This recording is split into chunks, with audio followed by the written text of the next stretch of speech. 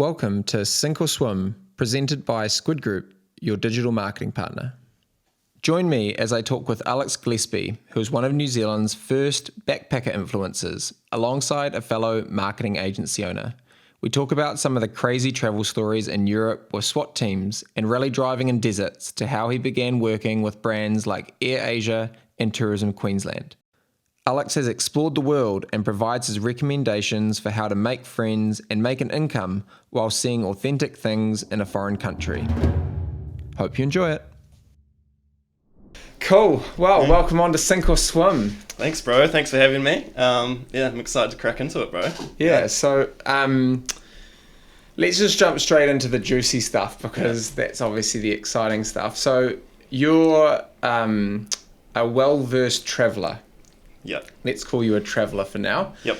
And do you want to maybe start off with telling me a little bit more, or everyone basically, what it is that you do and sort of how you sort of even got into the tourism world? Yeah, for sure. Well, it kind of goes back to 2015. Basically had like a full-time job, as you know, everyone does kind of in their early 20s. And then always had this passion for sort of photography and videography that I do sort of in the weekends or in my spare time, whether I was like out hiking, whatever it was quite adventurous, like growing up in Lake Taupo in New Zealand. So there's lots of sort of adventure things to do around there. And then just sort of one day decided that I wanted to sort of quit my job, basically go backpacking, just full like backpacking, sort of hostel styles, like no form of income or anything like that, just kind of, you know, sell all your stuff more or less, or chuck it at my parents' place and just go backpacking. But then had this passion of sort of photography, videography, sort of took that with me when I was traveling. So naturally I was, you know, started taking photos, started taking videos. At the time, you know, a few months in, I was just loving it. And sort of literally Googled, like went onto Google and typed in, how do I travel full time? Like literally typed that in. And so back in 2015, that was everything that popped up was blog. So it was all travel blog. So off the cuff, no experience, just sort of created a quick little travel blog on Bluehost, I think it was back then. They kind of just had a sort of little sort of drag and drop sort of thing like they do now. And then naturally sort of social media was coming on the scene. So 2015, Facebook had just kind of had its little peak, and then Instagram was just kind of rising, I guess. So naturally just started taking photos and videos as I was traveling. This was through like India, Nepal, Sri Lanka at the time, soon to be like a whole bunch of other places. And yeah, just kind of hit that mark where you could post a photo or you could do something. This was kind of at the very start of being an Instagrammer. And yeah, just kind of consistently started posting content and just kind of grew naturally with the platform as it kind of ramped up. And yeah, just as that grew, just naturally started getting into the right circles, doing the right things, and then that whole kind of travel lifestyle became much more of a reality, both for myself, but for everyone else. And yeah, from 2015, you know, for the next sort of 2 to 3 years, that's kind of what I was doing, was just kind of building up that brand and that portfolio of sort of content and clients, well, not clients then, I guess, like businesses that I was working with in the travel and tourism industry. Then ultimately that sort of snowballed into getting sort of brand deals that were incrementally getting bigger and bigger and bigger, to where kind of it's got me to today. Yeah, which is a bit more of a, well, it's been full-time for a while, but yeah, it's sort of grown into something a lot bigger from humble beginnings, just starting out as a backpacker. Yeah. And so, like, in terms of the places you've been, obviously there must have been a period where money must have got a little bit tight, surely. Because like going from, like, I know that backpacking, you can make it a cheaper way of traveling. Yep. But there's also a certain degree of cost, which is inevitable. Like, I mean, some places in Asia and Europe as well can be a little bit cheaper for food, but there's still accommodation and everything else. So how did you overcome that side of things, I guess? Yeah, so you're totally right. Like you've always got costs and you've got outlays, and when you've got no income coming in, like you've got the set amount in your bank account, and you just see that kind of going down. So you become really conscious of your budget, and it's weird when you travel and you're backpacking. You've kind of got this backpacker lens on things. So I think back then, and for a lot of my backpacking, I always set myself like a $50 a day budget, and kind of tried to stick to that as much as I could. A couple of ways to sort of offset that and make that last longer would be initially I did a couple of workaways where you'd just sort of work, do whatever you're doing for like a hotel or like like a farm or something like that, and then you'd work 4 hours a day and then you get free accommodation and free food. So that's one way that, try and make your money go a bit further. But yeah, just general kind of budgeting, like instead of going out and having beers or something like that would maybe cost you like $20 or $30 or maybe $50 a night. If you sort of went out, you kind of look at money like, hey, I could go out tonight, or I could get like another day backpacking. So everything to do with money was about to try and make it stretch kind of the furthest it could. Yeah. But then eventually for me, I was lucky enough to start kind of hustling for accommodation and tourism experiences. So say I was in one city and I knew that I was going to go to another city, I would like Google all the kind of like hostels or all the kind of hotels, like all the sort of tourism experiences. So say it was like, I don't know, skydiving, for example, or like 4-wheel driving or something like that. And I'd email them all, literally like kind of hustling, 20 to 30 emails or something like that. And I'd be like, hey, I'm coming to your city in a couple of days. Like, I've got like photography, videography skills. Like, can I come stay at your hotel? And I'll give you, say, 20 photos and a video for a couple of nights accommodation. And then the same with tourism activities. So that was how I kind of traveled for like 2 years. So I wasn't really like making money, but I was kind of living, like supplementing best life. Yeah. Right? Yeah. No, it's funny how there's different periods of your life, right? Like you've got like when I was doing sport full time, I was traveling the world, having the best time of my life, but like I also wasn't making millions.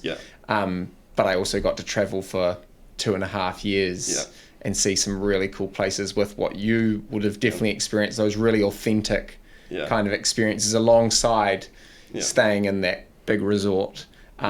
But you're also going to be like staying with locals or like the farm thing. Quite a few people do that in New Zealand, is that right? Like you can travel up and down the country, stay on a farm, and you do like 2 or 3 hours work a day, and then you can get free board. It's quite a common thing to do, and a real good way to like supplement travel, right? Like if you got say 6 months worth of travel budget, let's say, you can probably make that last 12 months if you kind of do that thing. But you're totally right, it's all just like a phase of life, I think, especially when you don't really have a huge amount of responsibilities, and there's something quite like freeing with suitable for me anyway. Just had my backpack, didn't need to be anywhere, didn't need to do anything. Like I was just probably at that moment in time, I was just purely in the moment and doing what I'm doing, and like it's pretty cool. Yeah.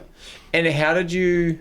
So you've obviously transitioned that into a full business now. You've got a couple of different parts. You've got agency life, which is how we met. But then alongside that, you've also got your tourism, let's call it tourism agency. Was that what you'd call it? Yeah, it's like it's a personal brand, but like we basically do work in the travel and tourism sector.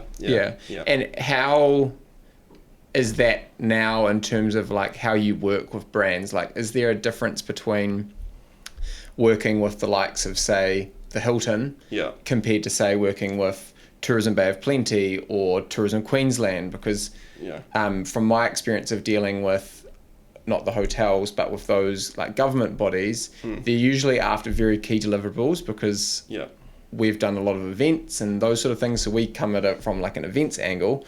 But then with yourself, obviously it's a much bigger tourism lens. I mean it's kind of evolved like over time, and as like I've got to understand the industry and sort of my own service offering a bit more, and got a bit more sort of, I guess, like business nous as well. So a few years ago when I was, say, working with just sort of tourism brands, for example, tourism companies, which are, I would say, sort of at the bottom of the sort of not pile but bottom of the hex. You got kind of like tourism businesses, then you got regional tourism organizations, and you kind of got like national ones. So working kind of down here, it's very like ad hoc a little bit. You'll just be like, hey, do you want to like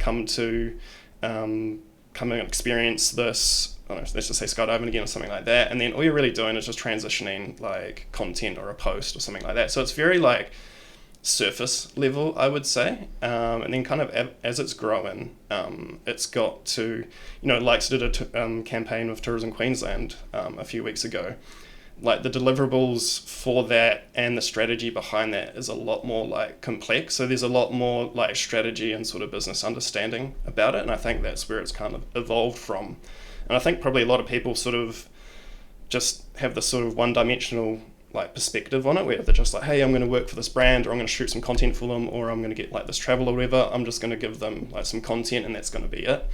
I think where it's evolved into the point where I have been able to like land like, international clients kind of on a regular basis now, is that depth of understanding how marketing and business works and establishing those deliverables and being a lot more professional with it, as opposed to just an influencer. An influence, yeah. Like I would call what I do at the moment, an influencer. I would say, it's a broad term, right? But yeah, it's not just like one dimensional, one transition. It's more complex, and I think that's where the agency experience and side of things comes into like fruition for me. Like understanding how that all works with multiple different businesses. I've been able to take those learnings and the learnings on this side of things and kind of bring them together to create this kind of a unique service offering. It's a bit more like rounded. Yeah. And so your background in that, obviously that one of the key things is obviously creating content, right? Yeah, so totally. And do you edit? How has that changed? Because we also do editing and everything else, and it's definitely changing in terms of how easy it is to do certain things, but some things still require that human element for a clean finish. So how have you noticed the difference with like content creation and editing and things like that?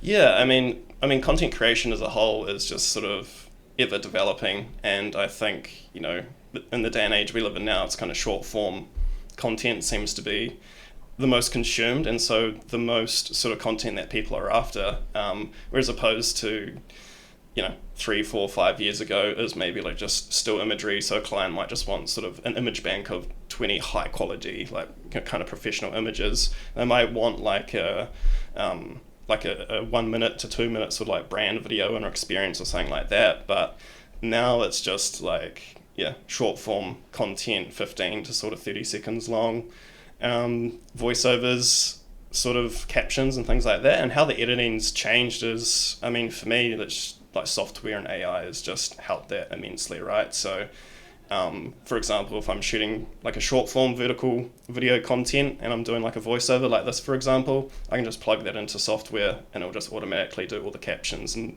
like do everything for me. So there's been like a lot of change in how the content is created, like the end result of the content, and then also I guess how that's like edited and delivered as well, which I don't know, like it's interesting. It's interesting to see it kind of develop and change and move through, especially with the likes of AI and things like that. It's quite interesting. What would be your most memorable kind of experience while you've been creating that content? Because you've been to some pretty cool places. Well, it's particularly creating content just in general, for like a client or something like that. Yeah, let's say client, but also like... Yeah. We'll go into like personal, like what would be some of the cool places you've been as well, but yeah. Yeah, particularly for, working for a client, and some of my most memorable content shoots would be probably my first, a couple spring to mind, like my first sort of big one that I got. I was chilling in a place called Pai in Thailand by a pool, and I got an email from an AirAsia like marketing exec saying, hey, like we want to work with you. So it's like an AirAsia kind of tourism Malaysia collab. So went there for like 3 or 4 days, and that was I'd done heaps of sort of like 1 day things, 1 day things, like sort of multiple things in 1 day, but I'd never been like flown. So my first time being flown from a country to another country and being put up for like 3 days, all expenses paid kind of thing.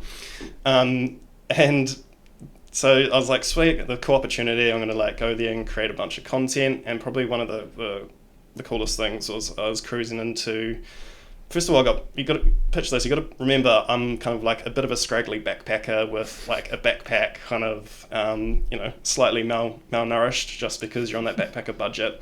and I'm getting flown from, I think it was New Zealand, because I had to come back to fly New Zealand to Kuala Lumpur.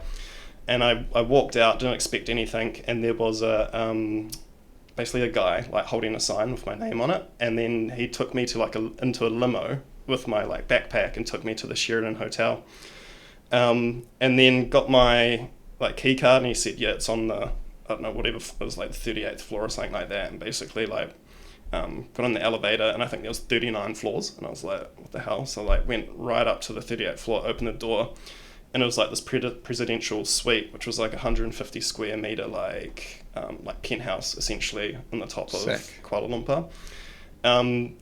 And then, just had to kind of create content with that involved. They had like a whole 3 days in the city, cruising around, doing like heaps of stuff. I remember out the back of that, I was like, I thought I'd cracked it. Like, that was pretty cool, man. So that was like really memorable. And just in recent times, like last October, I went and did like a campaign for Tourism Queensland, went up to Cairns and got to snorkel the Great Barrier Reef. So like went out there, spent the whole day on a boat, like cruising around, and like that was pretty epic. So there's just so many cool things. Yeah. The Barrier Reef's pretty amazing, eh? Yeah.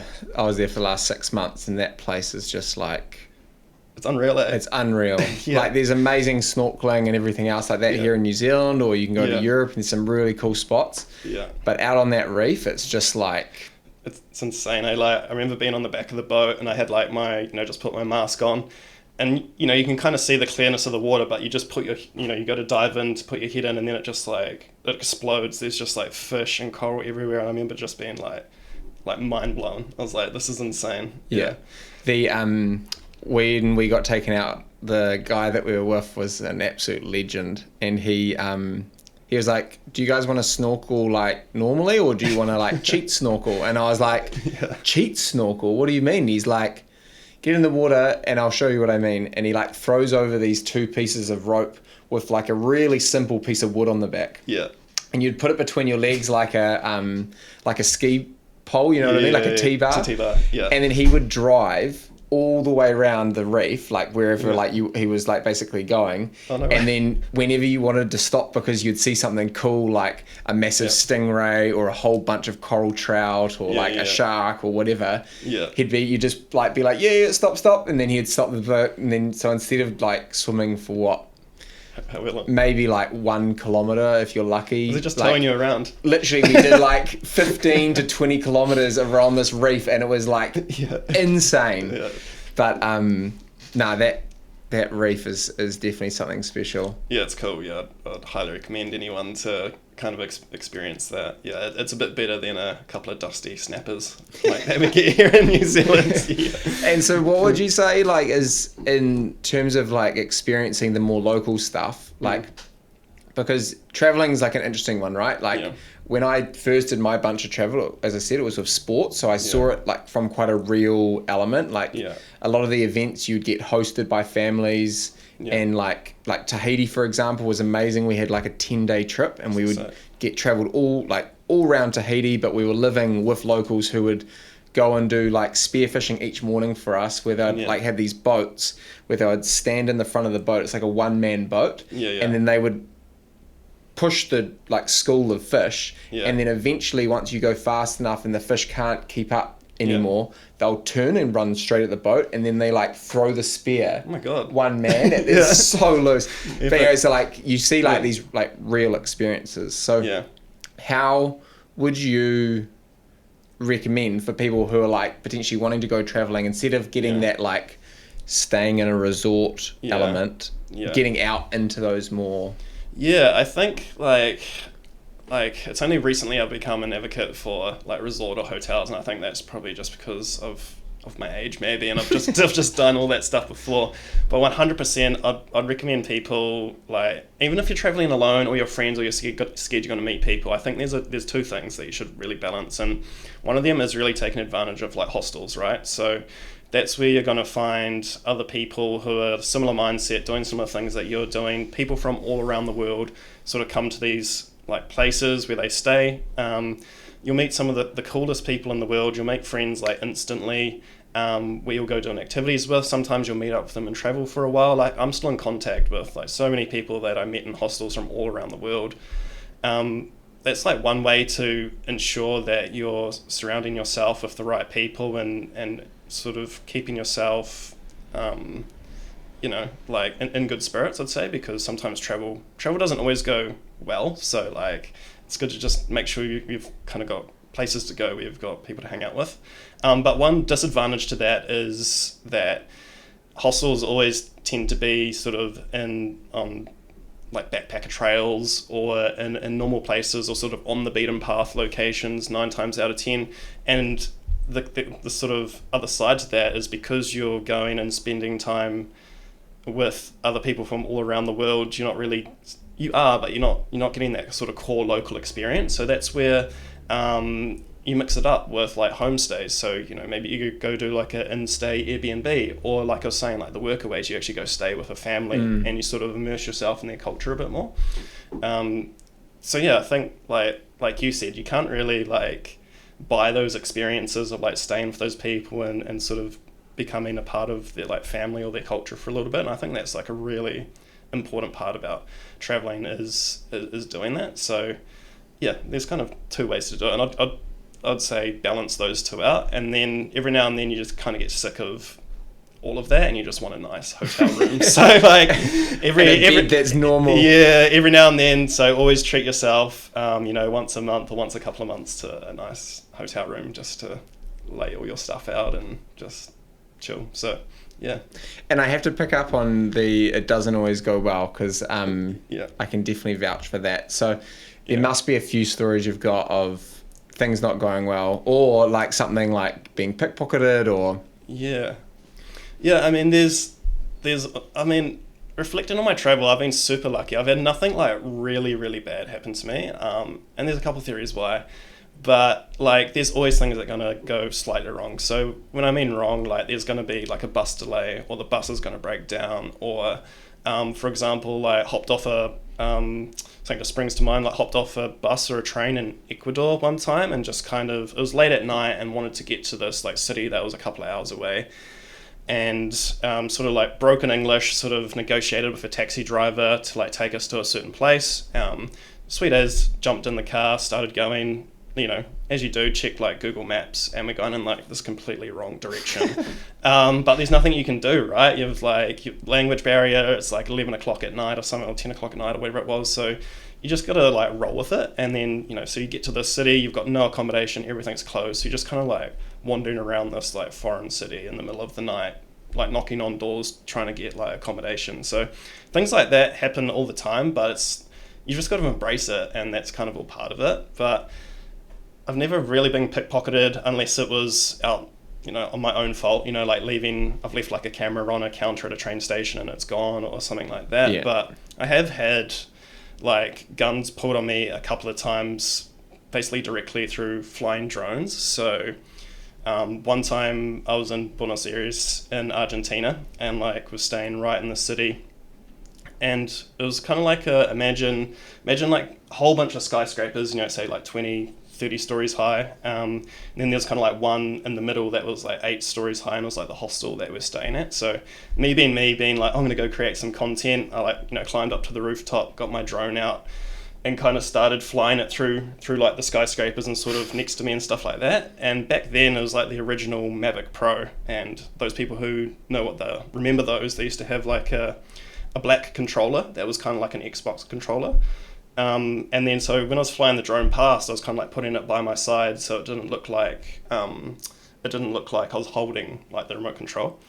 And then so basically I was doing that, so just imagine like a black thing in one hand kind of going like this on a rooftop in the middle of the city. And then next minute I turned around and there was basically like a SWAT team with guns pointing at me, like Argentinian like police basically saying like this, and I was just like, the fuck? And then they kind of seen it was a drone and it was just me, and I come down, I asked them like what happened, and they said they got calls in saying that there was a guy on a rooftop in the city with a gun like cruising around, but it was just like my controller on a drone, and I was like, oh shit. So like that happened. And another time was in the Philippines. It was around like 2018 when they just recently had like a kind of like an ISIS kind of like scare. I think some tourists got like taken hostage or something like that. But basically, again, like, so there's like a heightened sense of security in this particular area called Bahol, where you can go swim with whale sharks. And again, like, just put my drone up and sort of turned around, and there was, like, again, police had guns at me. And that was just more so because, bombs, drones, sort of tourism attacks and, terrorist attacks and things like that at the time. So, like, those are a couple of, like, I guess, close calls, but there hasn't been... I've heard, like, heaps of stories of people, getting, held at knife point, gunpoint, like, not from flying drones, or like getting all their shit stolen. Like, that happens, but you just got to roll with it the best you can. So, yeah. What about you, bro? Surely you've had something happen like that, like... Some of them I probably can't necessarily talk about, but I'd say that one of the most memorable experiences was in the Canaries. And we had a rental car that we were driving, and there was basically the desert that was out the back of it, and we had just finished the event, and a couple of us all went out into the desert, and basically you can like drive through this desert, but we had a epic little Ford Fiesta, and a Ford Fiesta is not really a 4x4 sort of vehicle. And there's no reception out there, and we were just like cruising around, and then there was this one point where we were like, because you had to move quite fast, or otherwise you would sink. And we had got to this one point where we couldn't turn around, so we had to go the whole way to the other side of basically the island. And I'll never forget, there was this one break, and I had to go full speed to jump this like one section. And we made the jump. But we didn't get out. And then we had no reception, so we had to like walk out of this place for ages, and then we had to call for help, and then we got towed out. But like, that's probably one of the most sort of like, I guess, memorable ones. That's like kind of a bit of a laugh. But yeah, some of the it also wasn't exactly the best, but we've been like chased by police in cars and stuff because they thought we were doing stuff that we weren't meant to, and then like luckily one of our friends could speak a little bit of Spanish, for example, and then he was like, the police had us in this car, and we were like stuck in this car. We had like, again, a super small car, and we would have the car full of equipment. So you had basically driver, and then you had person behind you, and then you'd have like 6 boards inside the car with sails and everything else, and on the roof you had all the gear as well. Wild. And then you can't see out the right hand side, so and then suddenly like police are there, and they're like getting super angry, speaking in Spanish. You don't understand what they're saying, and then also semi can't necessarily see people, and then next minute it's all on. They're like pushing you against, and then eventually they're like, actually these guys are just stupid tourists that there's no point dealing with them. So then it goes a long way being a stupid tourist sometimes. Get you out of some situations. But no, those would be probably some of the silly ones. There's so many though, like we could sit here probably for like a couple of days just like trading stories of like, things that sort of semi go wrong, but it's always cool to look back on, and then kind of reflects it's a cool story. But then there's also just like hundreds of like little micro moments and like things that are like positive, right? Like, man, I don't know how many times I've said to myself like, fuck, like this is incredible, and the same for you. So like, and I think it's also adapting to things, right? So it's like finding, whenever like I look at travel, it's you can see something going wrong, and then just like sit on your bed, whether that's a hostel, a hotel, or whatever, and just be like, nah, I'm not leaving. Or you can be like, that went wrong, I'm gonna keep moving. Like, I remember being in Canada, and one of my mates, all of his bags just didn't arrive. And then it was like, what is he gonna do? Is he gonna just be super dark about it, or is he gonna just keep moving forward and go and enjoy the snow? So we did, like, you just go and smash it. But there's heaps of times like that where it's like, if you don't make the most of the moment, you're going to ruin the whole experience. And yes, it might cost you a little bit more, but potentially if you can't afford that little bit of travel insurance, just like move past it and keep going. Otherwise you're just going to be in a dark hole, and it's just, hard. You don't want to hold on to things. Like, you kind of got to go into, well, it's like life, right? Like, in everyday life, there's like little challenges and sort of things go like wrong, and you got to have like a little bit of time just to like be like, oh, this is shit, this sucks, and just take that time to like embrace it. But yeah, you can't let it like, especially in travel as well, like, there's going to be things that go wrong. You're going to get ripped off. I've been ripped off like thousands of dollars throughout multiple different countries and things. And afterwards I feel like an idiot. I'm like, oh, how was I so dumb or whatever? Or why did I do that?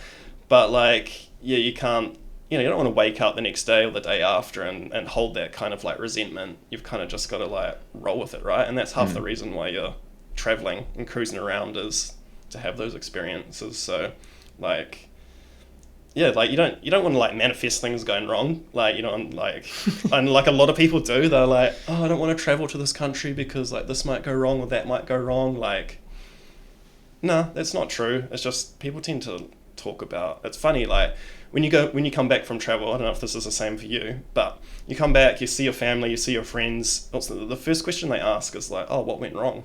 I mean, like, it's so weird. I don't know why people like focus on that. Like, how about you ask me like what were my like top 10 favorite things or something like? So it's just all part of it, man. Yeah.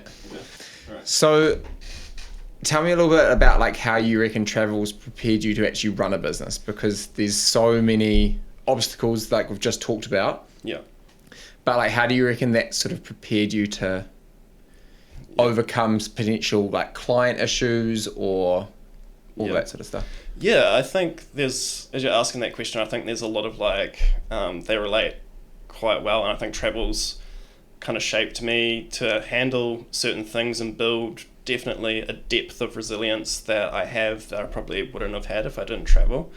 And I think it's kind of what we talked about before. Like, life is just, like, I think life in general just kind of throws you curveballs. When you travel, it's kind of heightened a bit more. It'll tend to throw you a bit more curveballs. But when you're in business, I think, like, even goes to another level. Like, there's the curveballs or the challenges or the kind of things that can go wrong kind of seem a lot bigger. And sometimes it can be, right? Because it's not just you and your life. It's kind of your clients. There's, like, budgets on the line. There's a lot going on. So I think honestly, there's a lot of like comparison to what we just talked about before, right? Like when you're traveling, it's like enjoying the good. So when you're in business, it's like enjoying the good.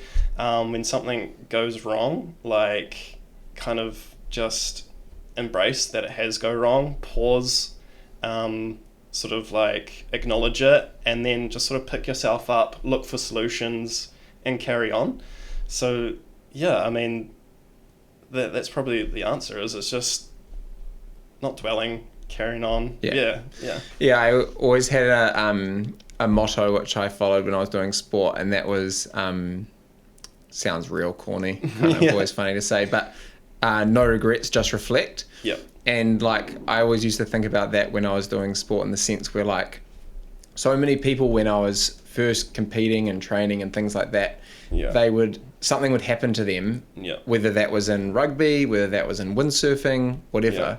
And they'd be like, oh, XYZ happened and that meant I couldn't do something, or XYZ happened so that's why I didn't win. But it's like, okay, that might have happened, but that's not the reason that happened. The reason why is you weren't prepared, or you let that situation happen. And I always remember there was one time in a New Zealand event, actually, I got hit before the event started and my board got fully destroyed. Basically the fin went halfway through my board, and it was the next day was the national champs. And in that situation, I was like, I was a little bit annoyed that I'd been hit and my board had somewhat been ruined. But my team around me was able to be like, okay, let's get that fixed. But also, it was my fault for letting that even happen. Like, you've got to like look at that and be like, well, I'm not going to let that happen again. Whether that's pre-event or just even during a race. And that again, like that, I think is what steps you apart. Like if you look at so many athletes, the top athletes don't usually have excuses. They find reasons to make sure that they are in a winning position.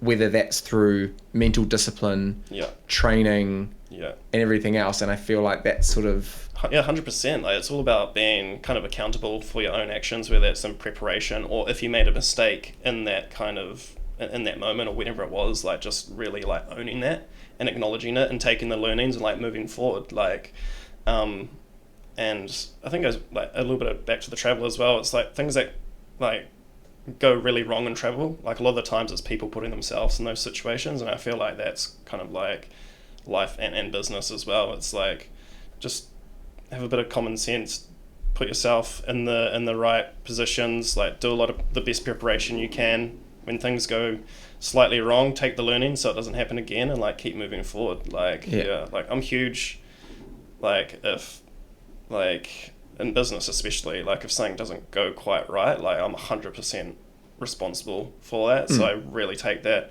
on the chin with myself, and I like kind of sit and reflect for it. Not for long, and then I just kind of take that learning and just carry on. Like there's nothing worse than kind of like sitting on things or letting it get you down, because then that's kind of like a downward spiral that just kind of keeps stacking up. And that... Or it's even the same as like people who want to start a business and they're like, I want to start a business. And it's like, why haven't you started your business then? You've been talking about it for a year, 2 years, 3 years. And sometimes there is a financial... part of that, but there also comes a point where you have to just dive in. You have to commit to it, because the moment you've got 1 foot out, you're all out pretty much. And like I remember that when I started Squid, it was like, okay, I am going to start my own business fully, and we're going all in. Like, and I dove straight in, and then from there you make it work. Like the business or the whatever it is might not necessarily be exactly what you want it to be, but you can adapt and evolve that over time. 100%. And like even like with sport, so many people said to me that I would never be a professional windsurfer. Like it's unlikely, but at the same time I traveled full time as a professional windsurfer. I lived in Europe, lived in Hawaii, and it was unbelievable. It's epic. But like you just learn through action as well. Like you think back, like when I was first started traveling, that like I was going to be working with these like big massive companies. Like I didn't have the skill set for that. I didn't know how to do that. Like I just sort of like took action, and like I think not having perfect action is not waiting until things are perfect to take action is huge, because there's always going to be excuses and reasons not to. And just learn through take action, but learn through it as well. So like even today there'll be like certain things that come up that I don't exactly know how to do, but I've got the mindset that if I just start and I just take action, then like the path and things will just start like revealing itself. So like I think that's what hinders a lot of people from like either starting a business or kind of taking it to the next level or whatever it may be. They've got all these like roadblocks that can be cured, I think, with just commitment and just some action. Yeah.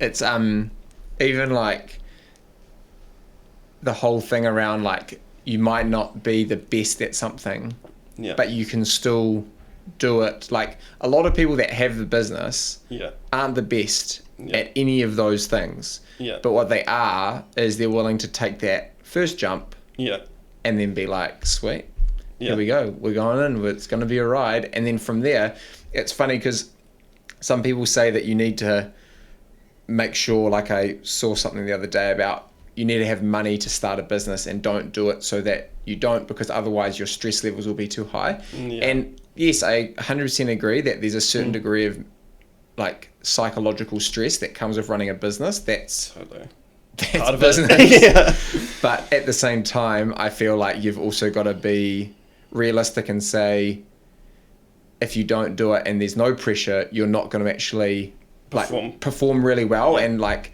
I always go back to what some of the event guys would talk about, because there's quite high stress in the events industry. And like Hamish Pinkham and Carl and stuff from Endeavour with Rhythm and Vines during COVID, they had an emblem of a diamond and it was pressure builds diamonds.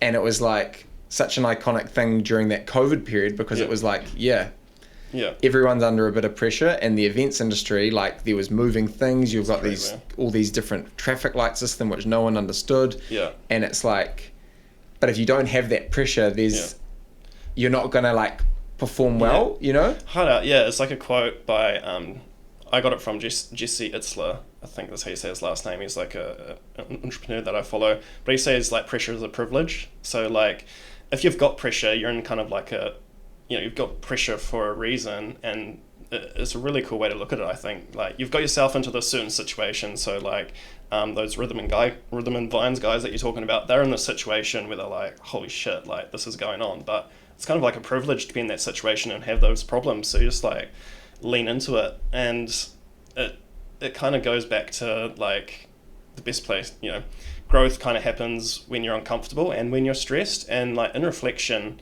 all my kind of like growth periods that I've had, like, you know, I kind of go through a stressful kind of growth period, I'd call it, and I kind of like consolidate, because I feel like that's not sustainable all the time, because you'll go to burnout. So it's kind of like growth period, stress, uncomfortable, consolidate. Every time I kind of like look back on those periods of like intense pressure on myself, and I do this to myself, intense pressure, like really uncomfortable, like kind of second guessing everything, that's probably where that resilience comes in, to just like persevere and sort of get through it. Every time I look back on that, I'm like so glad that I had that stress, that I had that pressure, that I had that kind of like doubt a little bit, but managed to like pull through and get out the other side, because without that, like, you're just kind of going to stay stagnant a little bit. So it's kind of like flipping, like, you know, if someone's starting a business or they're not quite sure or they're overwhelmed or something like that, it's almost kind of like flipping the mindset a little bit and kind of like leaning into it more as opposed to like leaning out of it. And I know like there's probably a point where you probably shouldn't keep leaning in, but like that's I think that's up for debate depending on the circumstance and the individual. But you definitely need to know when the sink is fully shipping. The sink is fully sinking. But I think there's also a point where you have to be like, can we make this work? And are we going to move past that? And there's actually going to be a really positive outlook. And I think for lots of products, and we are lucky enough at Squid to work with some pretty cool brands that are like doing some pretty cool new things.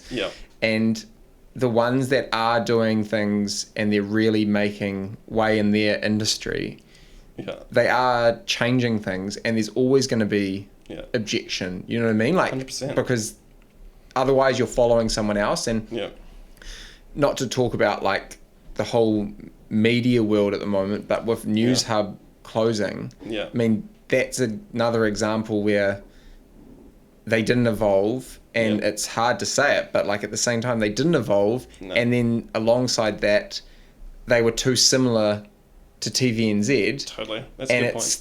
If they were to go the total opposite, like if you look at CNN and Fox, they're quite polar opposite. Whereas if you look at News Hub, TVNZ one, it's the same. It's the same. You're not getting anything different. So you don't get that listenership. And I mean, another example is you've got News Talk ZB with Mike Hoskins, the Mr. Provocative. And then you've got Today FM, which is just, I'm pretty sure, closed down. And that was going up against News Talk ZB, but it just was doing the same thing. They needed to find a different angle to have that same sort of concept, but a different approach, not being the same. Because if you're just going to do the same, it's just going to be the same, right? And there's no like innovation really involved with that, which you know, might be comfortable and be you know, give you some results or give you some satisfaction, but I feel like you're not going to get that deep sort of like growth or that you know, whatever your goals is. Like it's going to take a bit of struggle, but good struggle. And so with where you're at now, where do you see yourself focusing? Are you keeping on down the tourism stuff, or are you aiming to like grow agency life? Or I mean, I've kind of got a nice balance between the two where they both work in harmony. So I've got my personal travel brand that I get you know, some good sort of deals and opportunities through. So, you know, and what's that called? So Lucid Kiwi. So even this year we've worked with like Tourism Japan, Queensland Tourism, and like a handful of other little ones. So like that is kind of, those opportunities come through my personal brand, but I've managed to kind of bridge, some of that work over to my agency, where my agency is running the campaign, but Lucid Kiwi's doing the creative, if that makes sense. So they both kind of like work together. And then a lot of the clients and the work that I've got through my agency, I've kind of leveraged my personal brand, saying, hey, I've got this personal brand, we've worked with all these clients, and then so they both work in harmony. So I don't really see myself really going down one path or another in particular. Like, put it this way, I could put all my energy into Lucid Kiwi and probably live that lifestyle again, but like I've already done that, and like my heart's not 100% in it anymore. Like I kind of enjoy the agency side, where even there I've got like clients all throughout New Zealand that are not even related to traveller tourism, and I kind of enjoy business. So I really enjoy working with businesses on all levels, kind of helping them grow. So I mean, the answer to your question is probably more so on the agency side. I mean, I've got a good brand there now. I've got a good little team, got a good portfolio of clients, and sort of I enjoy growing that. But sort of on the side, sort of still going to uphold this personal brand, because again, they work in harmony. And plus you get like, on the travel side of things through Lucid Kiwi, you get like money can't buy experiences, essentially, which no matter how much money you got, you can't get the experience where you're rocking up to an accommodation provider and a tourism sort of activity, and they've got a note saying, hey, like, we're working with this guy, can you make his experience like the best as possible? So you rock up and you just get like, you're getting treated like a king. Well, actually, cool. Just thinking about that, one of my mates went to Vegas. I don't know if I've told you about this before, but it was pretty good content, the fact that he had organised to go to Vegas with one of his like closest mates. Basically on, let's say, beginning of July. But when he was in the States before that, he got asked by one of his other mates, come out to Vegas, and it was like 2 weeks beforehand, and that guy was an influencer. And he was like, all accommodation, everything will be paid for, you just have to basically turn up and just have some fun, and then there'll be some content that'll come out of it. So he went along with this influencer, and he was like, free entry into all these bars, he was getting free drinks, he was like a superstar, there was girls flowing through the door to him, having a time of his life. And then goes home and was like, Vegas is the best place I've ever been. Like, he's like, this place is just phenomenal. And he's like talking to like my mate as well about the trip that's coming up in Vegas. He's like, bro, it's going to be so good, it's going to be so good. Arrives in Vegas, he's there for like 4 days, and he was like, this is the worst place I've ever been in my life. Because like he didn't have the like connections, like you said, like it was like suddenly he was paying exorbitant amounts to get in. Girls get in for free, but guys have to pay heaps. Drinks are super expensive, and then it was like this idea of like a destination was so different. And I think that's also real funny when you talk to people. It's like, oh, what do you think of Amsterdam? And then someone will be like, oh, I loved Amsterdam, it was great. And then others will be like, I didn't like Amsterdam at all. You know what I mean? It's crazy. Like back when you've got the connections and you're there doing that kind of like that influence work or whatever, like it's actually crazy how much they hook you up. Like obviously because you're there to like promote the place the best you can, so they want you to have the best time possible, which sort of like shines through in the content.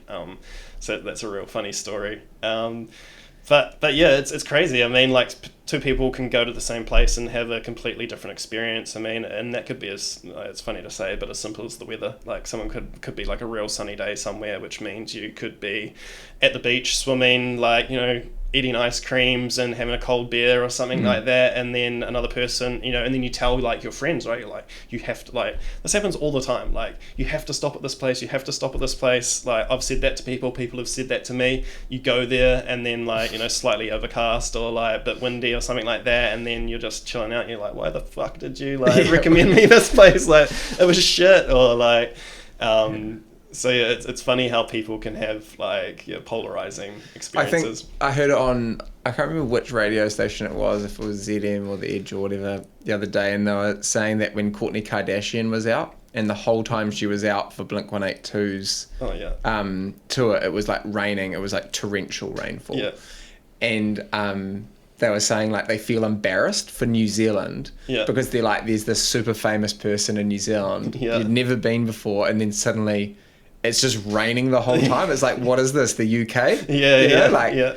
Because when you picture New Zealand, it's this like blue skies, well not all the time, but this kind of like clean green. Or when I picture it from like that standpoint, I just imagine like blue skies, like nice blue water, like greenery and stuff. And Auckland can be a bit average when it's raining, so I can imagine.